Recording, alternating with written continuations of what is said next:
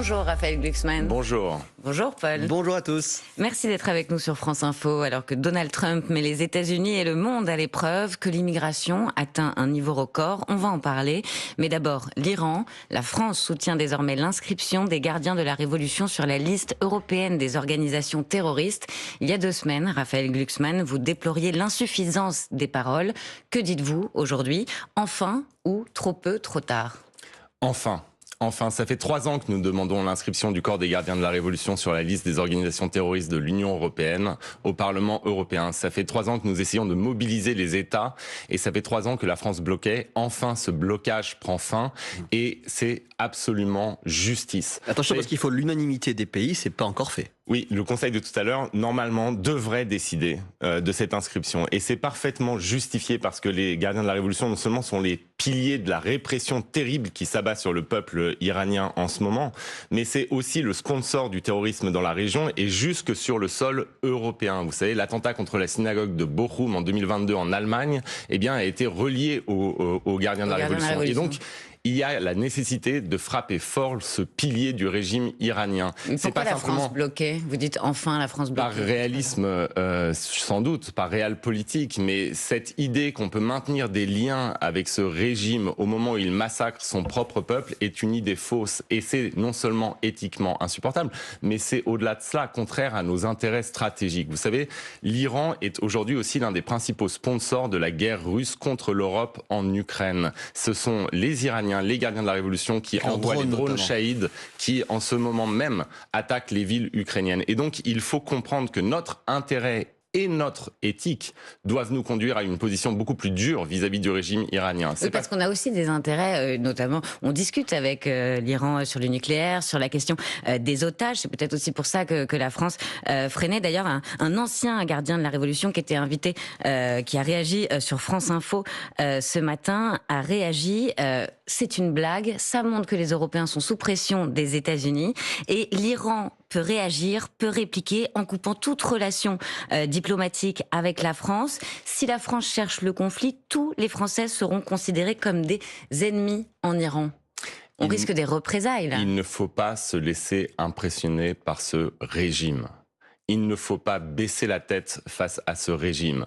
Vous avez maintenant la nécessité de monter une coalition internationale qui fasse pression sur le régime iranien, notamment en amenant les pays du Golfe dans lesquels l'Iran, les gardiens de la Révolution, ont mis leur argent. L'Arabie Saoudite vient de déclarer que les gardiens de la Révolution étaient une organisation terroriste. Il faut désormais faire pression sur les Émirats arabes unis pour qu'ils adoptent la même position. La seule voie pour nous qui correspondent à la fois à nos principes, qui montrent que nous sommes aux côtés des Iraniens qui se font massacrer, et qui correspondent à nos intérêts stratégiques, c'est la voie de la fermeté. Est-ce que ce faisant, on ne met pas en danger nos 2 anciens otages qui sont toujours bloqués à l'ambassade de France à Téhéran, Cécile Collère et Jacques Paris? Mais le régime iranien est dans une situation où il ne va pas attaquer l'ambassade de France aujourd'hui. Ce serait un acte de guerre. Le régime iranien est sous pression à la fois diplomatique, financière et militaire, et il va chercher à éviter le conflit. De manière générale, quand vous vous retrouvez face à un acteur comme celui-ci, il faut adopter le ton de la fermeté et la politique de la fermeté. Mais Raphaël, quand vous essayez de leur complaire... Plus de 30 000 morts selon l'ONU et certaines ONG. Vous pensez que ce sont des sanctions qui vont libérer le peuple iranien? Ça suffit? 30 000 morts, 30 000 personnes qui se sont fait assassiner parce que simplement elles réclamaient la liberté pour elles-mêmes et pour leur peuple. Donc notre obligation est d'agir. Vous savez... Il ne faut pas aller plus loin? Est-ce qu'il faut intervenir en Iran? On n'allait pas jusque-là déjà. Donc qu'on commence par cela, qu'on agisse sur les financements du régime iranien, qu'on agisse sur les piliers de ce régime, qu'on soit capable de faire plus que simplement des commentaires ou des communiqués de presse. Justement, quand Donald Trump fait arriver son porte-avions et avertit que le temps est compté avant une attaque contre l'Iran, s'il y a une intervention américaine pour faire tomber ce régime, est-ce que vous applaudissez ou est-ce que vous dites que c'est un interventionnisme à proscrire? Je ne fais absolument aucune confiance à Donald Trump et je n'ai aucune confiance dans les interventions unilatérales des États-Unis d'Amérique. Ce que je dis, c'est que l'Europe ne doit pas être simplement spectatrice, elle doit être actrice. Moi, j'en peux plus d'une posture européenne qui serait simplement de commenter H24 les actions de Donald Trump. On va en parler, mais ce qu'il faut, c'est affirmer que l'Europe n'est pas simplement une agence de presse qui publie des communiqués, c'est qu'elle est capable d'action. Et donc, ce que nous demandons, c'est que l'Union européenne, les gouvernements européens agissent contre le régime iranien. Et il y a des moyens de pression. Vous savez, on va annoncer de nouvelles sanctions si le Conseil des ministres des Affaires étrangères de tout à l'heure est efficace, et ces nouvelles sanctions feront mal au régime iranien. Mais juste pour rebondir sur ce que disait Paul, si Donald Trump intervient en Iran, oui ou non, vous soutenez cette intervention des États-Unis que certains Iraniens réclament? Oui ou non? Je sais que les Iraniens le réclament, mais je vous le dis, l'unilatéralisme de Donald Trump, l'action sans aucune forme de concertation internationale, cela ne résoudra pas le problème. Et donc non. Donald Trump, justement, aux États-Unis, la lutte contre l'immigration a fait 2 morts, 2 personnes tuées par cette police envoyée par Donald Trump. Est-ce que c'est une bascule, ce à quoi on assiste?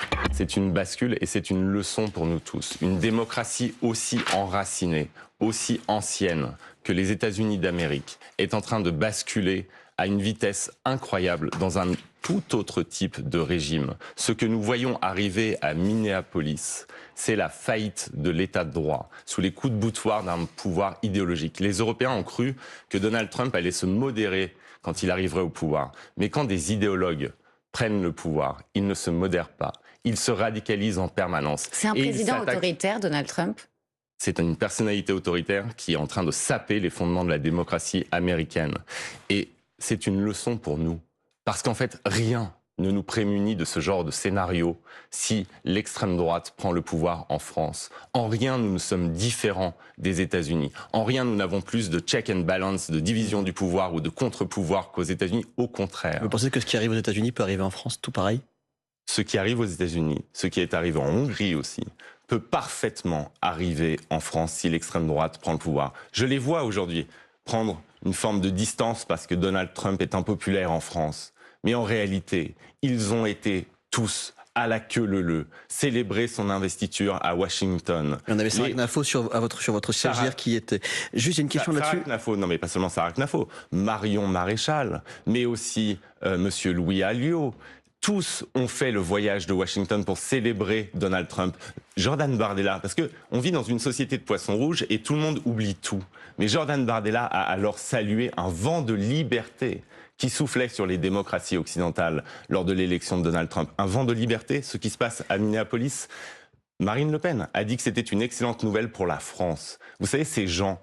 Jordan Bardella, son groupe au Parlement européen a été jusqu'à... Mais c'est important que les Françaises et les Français qui seront amenés à se prononcer et qui aujourd'hui placent en tête des sondages l'extrême droite, sachent et se souviennent. Moi, je me souviens que Jordan Bardella et son groupe au Parlement européen ont proposé Elon Musk pour le prix Sakharov, qui est la plus haute distinction de l'Union européenne et qui récompense les combattants de la liberté. Les combattants de la liberté, Elon Musk. En un mot, il y a un vif débat aux États-Unis sur la santé de Donald Trump qui vient de fêter ses 80 ans et même sur sa santé mentale. Vous qui observez attentivement l'actualité internationale, est-ce que vous pensez qu'il est soit sénile, soit un peu fou? Je pense qu'il est dangereux. Je pense que son idéologie est dangereuse. Je ne suis pas psychanalyste, je n'analyse pas sa psychologie. Moi, ce qui m'intéresse, c'est la politique. Ce que je vois, c'est qu'en un an, le président des États-Unis est en train de saper la démocratie américaine et à l'extérieur menace le Groenland d'invasion, menace d'entrer en conflit. Il recule un peu sur le Groenland. Oui, il recule, mais il l'a fait. Et il a menacé le Danemark de conflit ouvert. Le Danemark, qui est membre de l'OTAN, membre de l'Union européenne et un fidèle allié des États-Unis. Donc, c'est pour vous dire à quel point les choses vont vite. Effectivement, je vous cite ces mots. Lorsqu'un président américain menace ouvertement un État européen, lorsqu'il combine pression territoriale assumée et chantage commercial explicite, c'est un rapport de force qui s'impose. Face à cette épreuve de puissance et de vérité, notre soumission serait une faute historique. Vous savez qui a dit cela? Non. Vous auriez pu le dire? J'aurais tout à fait pu le dire, je l'ai dit d'ailleurs. C'est Jordan Bardella qui a dit cela. Je sais. Alors, donc c'est Jordan sur Bardella. Quoi vous vous basez pour dire que le Rassemblement national, ce serait Trump? Je me base sur le fait que Jordan Bardella ait salué l'élection de Donald Trump comme un vent de liberté qui soufflait sur les démocraties occidentales. Mais il n'est pas sincère aujourd'hui quand il dit ça? Je me base sur le fait qu'au Parlement européen, Jordan Bardella vote contre tout ce qui permet d'affirmer la souveraineté européenne face aux États-Unis d'Amérique. Je me base sur le fait que Jordan Bardella et son groupe ont voté contre l'affirmation de la défense européenne. Moi, j'étais rapporteur sur EDIP, qui est le programme qui crée la défense européenne et qui est aussi un acte de divorce vis-à-vis du complexe militaro-industriel américain, qui permet de mettre fin à la dépendance européenne à l'égard de Washington pour notre sécurité. Eh bien, le Rassemblement national a voté contre. Donc c'est une fausse prise de distance. Qu'est-ce que vous dites ? Ils sont hypocrites aujourd'hui quand ils condamnent Donald Trump ? Que nous affirmons l'autonomie européenne face aux États-Unis d'Amérique ou la résistance européenne face à Vladimir Poutine et à la guerre qu'il mène contre le continent européen et nos démocraties, à chaque fois nous trouvons sur notre route les députés du Rassemblement national. Donc c'est une fausse prise de distance ? C'est une prise de distance parce qu'ils voient que dans l'opinion française, Donald Trump est impopulaire et que les Français qui regardent ce qui se passe à Minneapolis ne veulent pas de ça chez eux. Mais en réalité, une France gouvernée par Jordan Bardella, par Marine Le Pen, par Marion Maréchal, par Sarah Knafo ou Éric Zemmour, c'est une France paillasson de Donald Trump, c'est une France paillasson de Vladimir Poutine, c'est une France de patriotes de pacotille qui en réalité sont au service d'idéologues étrangers hostiles aux intérêts profonds de nos pays et aux principes qui structurent nos démocraties. Et donc, si vous voulez du patriotisme, si vous voulez du renouveau de fierté, si vous voulez être fier d'être français, si vous voulez, pour reprendre leurs mots, que la France reste la France, c'est-à-dire une nation digne et libre, eh bien, il faut tout faire pour que ces gens-là, qui sont soumis à Trump et Poutine, ne prennent pas le pouvoir, pas à ce moment-là de notre histoire. Dernière question internationale majeure avant de passer, après le fil info, aux questions nationales. Le journaliste sportif Christophe Glaise est toujours détenu en Algérie, toujours condamné à 7 ans de prison. Sa mère, Sylvie Godard, était l'invitée de la matinale de France Info ce matin. La seule réponse que nous avons, c'est que le président Tebboune l'a reçu. Il ne nous a toujours pas répondu. Ça, c'est mon vœu le plus cher, qu'il puisse prononcer une grâce le plus rapidement possible. Que faire ? Comment libérer Christophe Glaise ? Est-ce que face à l'Algérie, vous êtes plutôt partisan de la méthode dure ou du dialogue ? Moi, je suis partisan de la méthode efficace. Il faut que Christophe Glaise soit libéré. Et pour que Christophe Glaise soit libéré, certes, il faut du rapport de force, mais il faut aussi de la diplomatie. Boualem Sansal a été libéré aussi parce qu'il y a eu l'intervention du président allemand qui, via des voies diplomatiques, a pu obtenir sa libération. Il faut utiliser toutes les voies, pas simplement celle du coup de menton, mais aussi celle de la diplomatie. Raphaël Glucksmann, dans un instant, on va parler immigration avec vous et aussi de la gauche morcelée. Quel peut être votre rôle pour 2027 ? Mais tout de suite, il est 8h46 et c'est l'info en 1 minute avec Sarah Ders. L'Union européenne pourrait inscrire les gardiens de la Révolution comme organisation terroriste. La France est pour. Le bras armé idéologique de la République islamique d'Iran, accusé par les ONG d'avoir réprimé dans le sang la contestation, des milliers de morts. L'Iran met en garde contre des conséquences destructrices.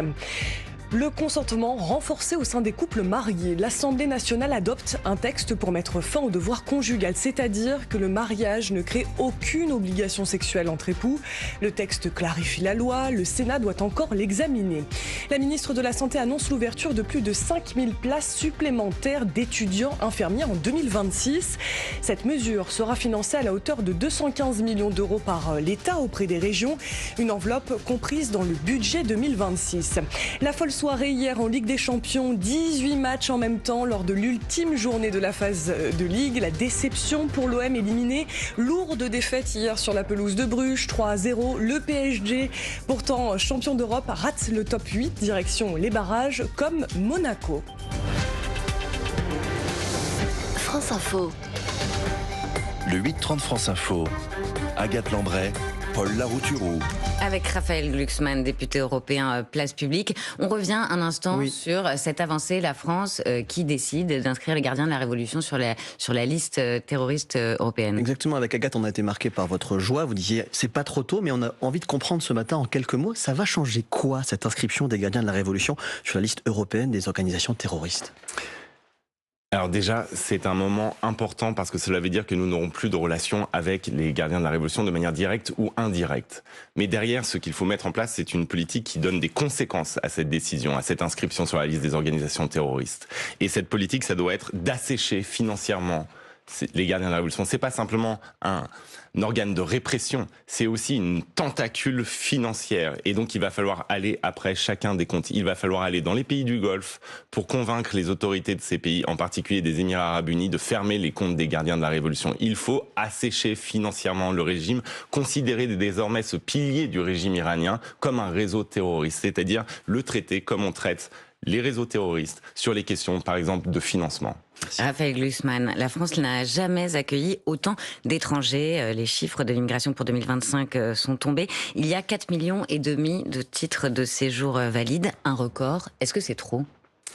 Cette question veut dire quoi ? En fait, il y a une question à chaque fois qui est « est-ce qu'il y a trop d'étrangers en France ?» De quoi parle-t-on ? Est-ce qu'il y a trop d'étrangers illégaux ? Oui. Est-ce qu'il y a trop d'étudiants qui viennent en France ? C'est le principal nombre de titres délivrés ? Non. Est-ce qu'il y a trop de femmes et d'hommes qui viennent travailler et qui contribuent à notre économie et qui sont employés dans des secteurs essentiels et stratégiques pour notre vie ? Non. Donc en fait, cette question, pour moi, ne veut rien dire. On a remonté vos déclarations. Il y a 2 ans, dans ce studio, vous disiez ce qu'il faut, c'est une politique d'asile à l'échelle européenne où il y a une répartition des demandeurs d'asile qui ont droit à l'asile et ceux qui n'ont pas le droit à l'asile n'ont pas vocation à rester. Vous disiez ça 2 ans plus tard. Est-ce que vous trouvez que la politique européenne a suffisamment avancé ? Non, mais vous avez raison de rappeler que c'est à l'échelle européenne que l'on peut être efficace. Est-ce que c'est efficace ? Pour l'instant, ce n'est pas complètement efficace, non. Donc, il va falloir améliorer les choses. Mais je tiens à rappeler quand même, quand on a les chiffres qui sont sortis, qu'on est très très loin là de la théorie du grand remplacement. Et que quand on analyse les chiffres, parce qu'il faut être sérieux sur cette question et ne pas se laisser aller à la démagogie, quand on analyse les chiffres c'est quoi ? C'est des étudiants. Est-ce qu'on veut fermer notre pays aux étudiants ? Non. C'est les titres donnés au titre du droit d'asile pour les Ukrainiens, première nationalité, les ressortissants de la République du Congo ou d'Afghanistan. Est-ce qu'on veut fermer complètement notre pays aux femmes afghanes ? Non. Donc en réalité, quand on rentre dans le détail, eh bien, il n'y a pas de submersion comme je l'entends partout. Mais il y a de moins en moins d'immigration économique. Et est-ce que vous entendez, parce que vous dites il y a de la démagogie de certains responsables politiques, enfin c'est ce que vous dites, vous entendez aussi le ras-le-bol des Français, de ceux qui s'inquiètent. Vous voyez la progression de l'extrême droite face à cela ? Est-ce que la gauche est condamnée à être inaudible et faible ? Non, pas du tout. Et nous ne sommes absolument pas faibles. Nous sommes pour la maîtrise, nous sommes pour le contrôle, mais nous ne sommes pas pour la démagogie. Et je vais vous dire une chose simple.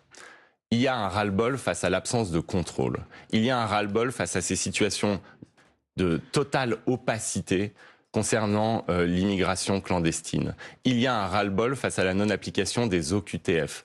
Mais en réalité, il n'y a pas de ras-le-bol face à ces travailleurs qui viennent chez nous et qui travaillent pour la société française.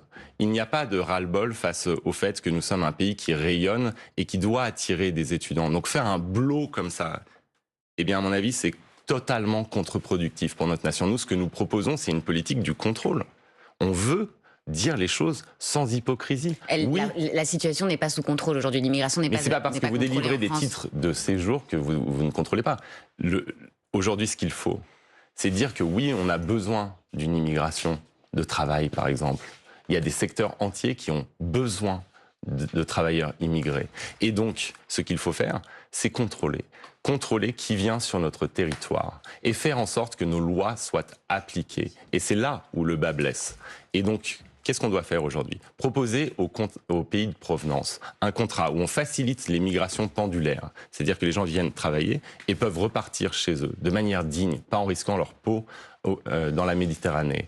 Et en échange, les pays de provenance acceptent de délivrer ces fameux laissez-passer consulaires qui bloquent aujourd'hui l'exécution. Ça, c'est une mesure qui figurera dans votre programme, peut-être ? Oui, tout à fait. Et qui bloquent l'exécution des OQTF. Merci pour la transition, Agathe, sur le programme, parce que sans aucune transition, on passe à la primaire de la gauche. Vous avez un point commun avec Jean-Luc Mélenchon, Raphaël Glucksmann, c'est que vous refusez tous les deux la primaire. D'ailleurs, François Ruffin vous dit à tous les deux dans Libération lundi, je le cite, quand 2 millions de Français seront montés dans le train de la primaire, ceux qui seront restés à quai, donc vous, auront l'air bêtes, pour rester polis. De quoi ont-ils peur ? Du vote, du peuple de gauche, de leurs électeurs ? Vous avez peur, Raphaël Glucksmann ? J'ai absolument pas peur, mais moi, ce que je valorise au-dessus de tout, c'est la clarté. Vous savez, pour créer une dynamique politique, pour même prendre la politique au sérieux, il faut de la clarté. Et moi, ce que je vois dans cette primaire, c'est un immense flou qui ne donnera aucune dynamique politique pour la gauche. À gauche, aujourd'hui, il y a 2 pôles qui sont clairs. Et soyons directs. C'est d'un côté la gauche populiste de Jean-Luc Mélenchon et de l'autre, celle que nous essayons de construire, la gauche social-démocrate et écologiste. Est-ce que vous êtes en mouvement, Raphaël Glucksmann ? Vous savez, sur Mais prenons des sujets concrets. C'est un sujet concret, vous savez pourquoi je vous pose la question? Non, mais prenons des sujets concrets. Prenons des sujets concrets. Sur la construction de la défense européenne dont j'ai parlé, Jean-Luc Mélenchon, c'est clair, il est farouchement contre. Moi, c'est très clair, je suis viscéralement pour. La primaire du milieu, on ne sait pas ce qu'ils en pensent. Je ne sais pas ce qu'ils en pensent. Vous appelez ça la primaire du milieu. Ce n'est pas clair. C'est intéressant. Sur le nucléaire, vous prenez la question de la sortie du nucléaire. La question de la sortie du nucléaire. Jean-Luc Mélenchon, c'est extrêmement clair. Il veut sortir du nucléaire. Moi, je pense, c'est extrêmement clair que c'est une folie. Eux, je ne sais pas ce qu'ils en pensent. Mais est-ce qu'une grande primaire de la gauche ne permettrait pas de trancher les questions dont vous parlez ? Jean-Luc Mélenchon, c'est clair. Il veut la retraite à 60 ans demain. Moi, je pense que ça ne fonctionne pas et que c'est une folie. Donc vous n'êtes pas d'accord avec mais la primaire du milieu n'est pas entouré claire sur rien. Et en fait, ce sont des stratégies pour ne pas avoir à choisir. Mais comment Il y a deux choix qui sont extrêmement clairs. Comment vous vous imposez? Parce que vous ne participez pas à une primaire, vous n'allez pas bénéficier de cet élan. Comment vous vous imposez? Vous allez dire à Olivier Faure, qui aujourd'hui dit que vous n'êtes qu'à 12% dans les sondages et que ça ne suffit pas pour atteindre le second tour, rejoins-moi s'il ne veut pas? Sans doute, cela ne suffit pas et là-dessus, je suis entièrement d'accord. Le problème, c'est que d'ajouter une candidature à 3 ou 4%, ça ne simplifiera pas les choses et ça n'unira personne. Donc moi, ma position, elle est très simple. Je pense que nous devons construire sur ce que nous avons fait aux européennes. Pour la première fois depuis plus de 10 ans, la gauche social-démocrate, la gauche démocrate a fait 14% à une élection, alors que les autres fois, sur les élections nationales, c'était 6 ou moins. Eh bien, il faut construire sur ce socle. Et donc, ce que je propose au Parti socialiste et aux dirigeants écologistes qui le veulent, c'est de construire une plateforme de la social-écologie qui soit claire. Avec François Hollande ou pas avec François Hollande?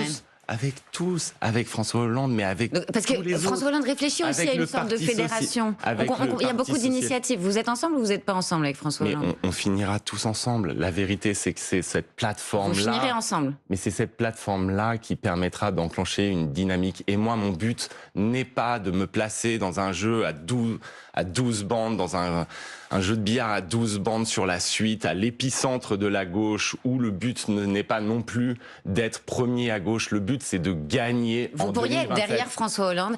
Raphaël Glucksmann, pardon, mais la situation internationale est telle qu'elle est, on en a discuté. Est-ce que dans ce contexte, c'est pas un ancien président de la République qui s'impose, François Hollande, et est-ce que vous pourriez être derrière lui? Et moi, je vais vous dire une chose très simple, extrêmement simple. Ce que je veux, c'est que ma famille politique gagne. Je ne prendrai aucun risque. La situation est trop grave. L'extrême droite est aux portes du pouvoir. Et donc, ce qu'il faudra, c'est désigner la personne qui va nous faire gagner. Donc, vous pourriez vous ranger derrière François Hollande ou pas? La personne qui va nous faire gagner. Mais ça peut être... S'il est le mieux placé. Il peut y avoir une autre personnalité qui émerge. Il peut y avoir une surprise. Moi, ce qui me préoccupe, c'est que nous ayons un cap clair, je suis désolé de le répéter 1000 fois. Le fameux cap clair. Cap clair, qui nous permettra ensuite d'enclencher une dynamique politique. Mais tirons les leçons, s'il vous plaît. Il faut qu'on avance. Non, mais je sais, mais c'est pas important. Tirons les leçons des dernières élections. Quand vous assumez vos idées, quand vous assumez de cliver, quand vous assumez d'avoir une ligne politique que les gens comprennent, eh bien vous pouvez créer une dynamique politique. Si vous restez dans le flou, ça ne marche pas. Vous reviendrez pour en parler. Il est 8h57, c'est l'heure de la question qui. Aujourd'hui, la question qui espionne. Un documentaire sur votre famille qui va être diffusé samedi sur Public Sénat révèle, vous l'avez découvert à cette occasion, que votre grand-père, Rubin, qui a eu une vie absolument romanesque, était un espion, un agent de Staline. Comment vous le vivez? Est-ce que le choc est passé? Je savais qu'il avait œuvré pour espionner l'Allemagne nazie, mais je ne connaissais pas les détails, donc ça a été une grande surprise. Il a été espion dans l'Italie fasciste, il a soutenu la République espagnole et il a été espion en Allemagne. Moi, ce que je retiens de son destin, c'est que cet homme a tout organisé pour que sa femme puisse accoucher à Paris.